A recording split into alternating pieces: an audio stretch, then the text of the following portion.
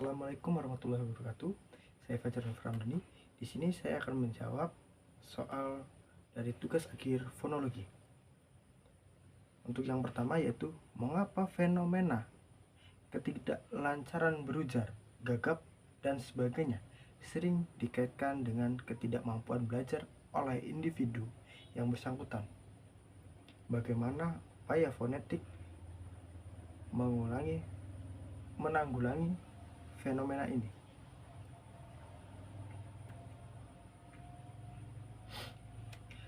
Ketidaklancaran berujar sering dianggap sebagai hambatan belajar karena proses berbicara memerlukan integrasi antara fungsi kognitif, linguistik, dan motorik. Gangguan pada salah satu aspek ini dapat menghambat kecepatan penyerapan informasi dan interaksi sosial di lingkungan pendidikan. Untuk upaya fonetik mengulangi hal ini melalui pendekatan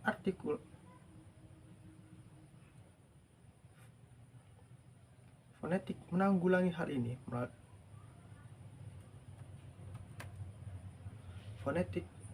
hal ini melalui pendekatan artikulatoris, yaitu melatih individu untuk mengenali titik artikulasi yang tepat, mengatur aliran udara, ekspirasi, dan melatih ritme secara tempo berbicara guna meminimalisir hambatan bunyi. Yang kedua, di sini bernapaslah dalam-dalam berulang-ulang, lalu ucapkan bunyi H.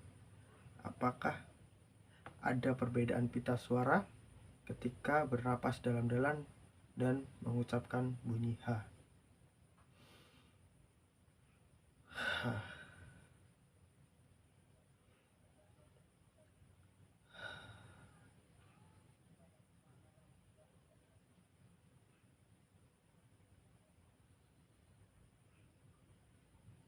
Menurut saya ada perbedaan ketika bernafas dalam-dalam dan mengucapkan huruf H. Saat bernafas dalam-dalam, pita suara terbuka lebar agar udara dapat mengalir maksimal tanpa rupa, sehingga udara yang keluar melalui glotis mengalami gesekan frikatif. Namun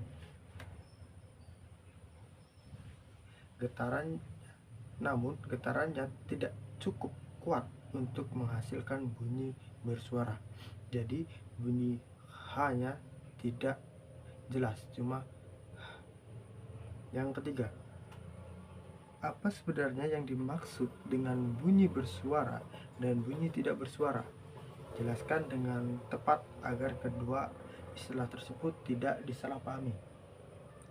Bunyi bersuara yang dihasilkan ketika pita suara merapat sehingga udara yang melewatinya menyebabkan pita suara bergetar secara teratur.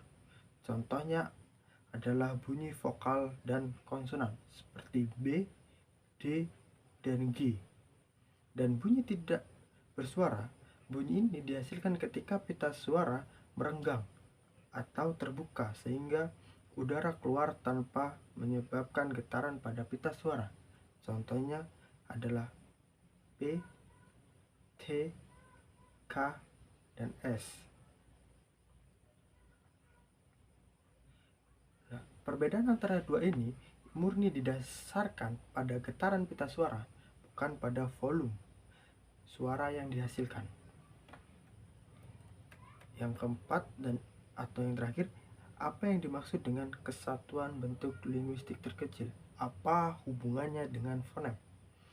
Kesatuan bentuk linguistik terkecil ini merujuk pada unsur bahasa paling dasar yang tidak dapat dibagi lagi menjadi bagian yang lebih kecil, yang memiliki fungsi tertentu dalam struktur bahasa, atau bahasa yang tidak bisa dibagi lagi. Dan hubungan dengan fonem adalah kesatuan bunyi terkecil yang berfungsi untuk membedakan makna kata. Distik. Hubungan dengan fonem adalah kesatuan bunyi terkecil yang berfungsi untuk membedakan makna kata. Hubungannya adalah fonem merupakan unit terkecil dari hierarki linguistik pada tataran bunyi yang menentukan identitas sebuah kata.